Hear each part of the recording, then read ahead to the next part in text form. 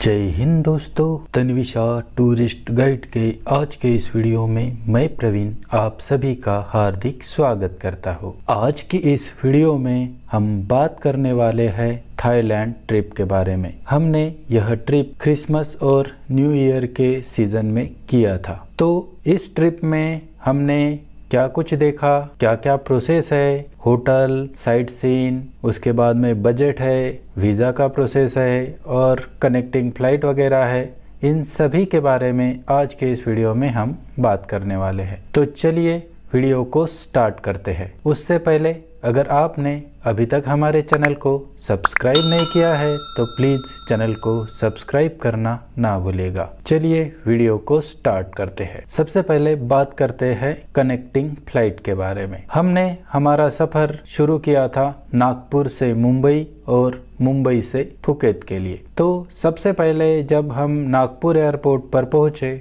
तो वहाँ पर हमने चेक इन करते समय जो चेक इन बैगेज ड्रॉप किया था वो बैग हमें सीधा थाईलैंड में मिलने वाला था, क्योंकि हमारा दोनों तरफ का एयरलाइन सेम था। जैसे कि नागपुर से मुंबई हम इंडिगो से जा रहे थे और मुंबई से फुकेत के लिए जो फ्लाइट थी वो भी इंडिगो की थी। उस वजह से हमें मुंबई में चेक इन बैगेज कलेक्ट करने की ज़रूरत नहीं गिरी। अगर आपकी फ़्लाइट दूसरे ऑपरेटर की है, जैसे कि अगर आपकी एक फ़्लाइट इंडिगो की है, दूसरी फ़्लाइट एयर इंडिया या एयर एशिया की है, तो आपको चेक इन बैगेज फिर से कलेक्ट करके फिर से आपको चेक इन काउंटर पर बैग ड्रॉप करना पड़ता है। तो इस बात का ध्यान दीजिएगा। डोमेस्टिक में सिंपल प्रोसेस होता है, जैसे कि चेक इन करना है, चेक इन करने के बाद सिक्योरिटी चेक और सिक्योरिटी चेक के बाद आप सीधे फ्लाइट में बैठ जाते हैं। लेकिन अगर आप इंटरनेशनल ट्रैवल करते हैं तो इसके लिए थोड़ा सा प्रोसेस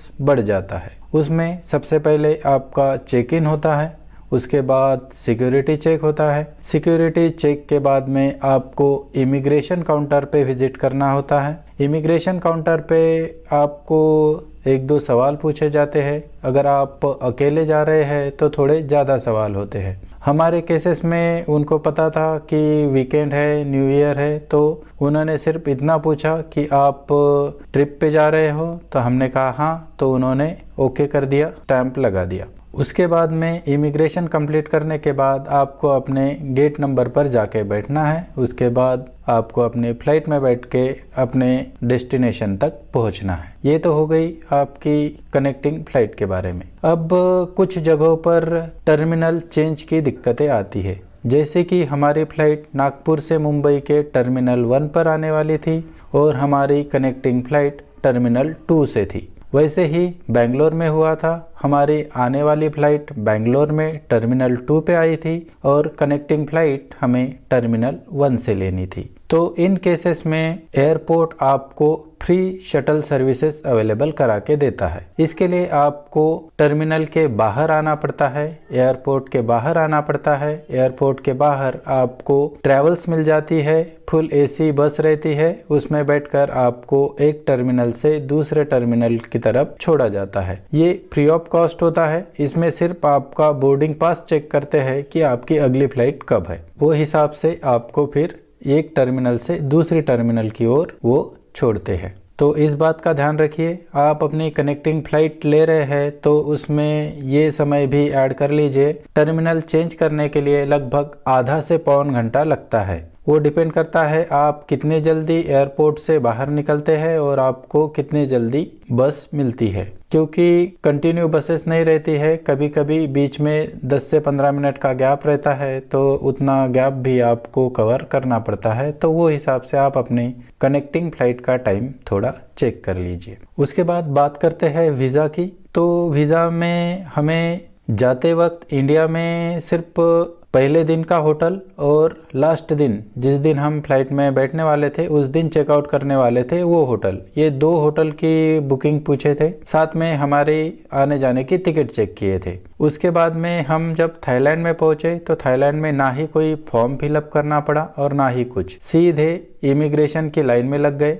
इमिग्रेशन काउंटर पर पहुंचे। उन्होंने कुछ भी नहीं पूछा, उन्होंने सिर्फ पासपोर्ट देखा, साथ में उन्होंने हमें फिंगरप्रिंट्स देने को लगाए जो डिजिटली थे, और एक फोटोग्राफ्स लेते हैं डिजिटली। तो उसके बाद में उन्होंने स्टैंप लगाकर हमें थाईलैंड में एंट्री दे दी। अगर आप लंबी कतार से बचना चाहते हैं तो उनका एक एक्सप्रेस काउंटर है जिसके लिए आपको 100 थाई बात चार्जेस पे करने पड़ते हैं। तो अगर आप लाइन में नहीं लगना चाहते हैं, जल्दी बाहर निकलना चाहते हैं, तो आप उस एक्सप्रेस सर्विस का इस्तेमाल करके एक्स्ट्रा पे करके आप सीधे वीज़ा लेकर बाहर निकल सकते हैं। उसके बाद हम बैगेज काउंटर पर गए थे क्योंकि हमें वीज़ा लेने के लिए थोड़ा ज़्यादा टाइम लगा था। तो बैगेज काउंटर पर जो चेक इन बैगेज बेल्ट था, हमारा सामान बेल्ट के साइड में उतार कर रख दिया था क्योंकि दूसरे फ्लाइट का सामान वहां पर कंटिन्यू हो रहा था। तो इस बात का भी ध्यान दीजिए, कभी कभी आपका सामान बेल्ट पर नहीं मिलेगा तो बेल्ट के साइड में रखा हुआ मिल जाएगा।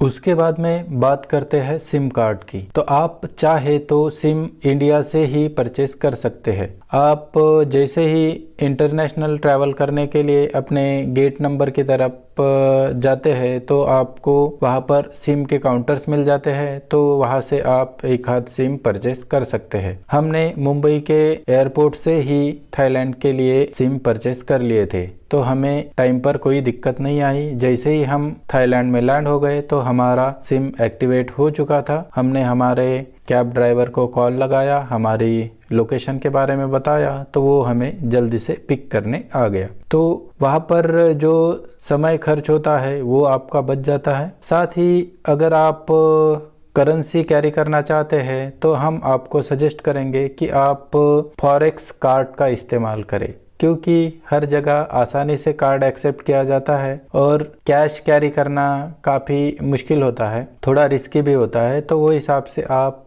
कार्ड को कैरी कर सकते हैं। नहीं तो आपको जितने के पैसों की ज़रूरत है उतने ही पैसे एक्सचेंज कर लीजिए। थाईलैंड के हर गली में, हर रास्ते पर आपको करेंसी एक्सचेंज के काफ़ी सारे काउंटर मिल जाते हैं और वो काफ़ी अच्छा रेट देते हैं। तो आप वहाँ पर भी जैसे जैसे चाहिए वैसे वैसे करेंसी एक्सचेंज कर सकते हैं। हम आपको सजेस्ट करेंगे कि आप कम से कम थाई बात लेके जाइए और ज़्यादा से ज़्यादा इंडियन करेंसी लेके जाइए। तो आपको जितने रुपए की ज़रूरत गिरेंगी उतने रुपए आप टाइम पर एक्सचेंज करते जाएंगे और उसका यूज़ आप थाईलैंड में कर पाएंगे। उससे आपका जो ज़्यादा का करेंसी एक्सचेंज होगा उसको फिर रिवर्स करने के लिए भी ज़्यादा चार्जेस देना पड़ता है, वो भी बच जाएगा और आपको भी आसानी हो जाएगी। वीडियो थोड़ी लंबी हो रही है, उस वजह से आज की वीडियो में हम इतनी ही बातें करते हैं। अगली वीडियो में हम बात करेंगे हमारे सबसे पहले स्टॉप फुकेट के बारे में। हमने फुकेट में 2 दिन का स्टे किया था। हमने 2 दिन में क्या कुछ किया उसके बारे में, साथ ही वहाँ का होटल कैसा था, खाना कौन सा मिल रहा था, वहाँ पे लोग कौन सी भाषा में बात कर रहे थे, इन सभी के बारे में हम अगली वीडियो में बात करेंगे। तो मिलते हैं अगली वीडियो में। तब तक अगर आपको हमारी यह वीडियो पसंद आए तो प्लीज़ वीडियो को लाइक करें, कमेंट करें, शेयर करें और हाँ, चैनल को सब्सक्राइब करना ना भूलिएगा। मिलते हैं अगली वीडियो में फुकेट में। तब तक बाय बाय।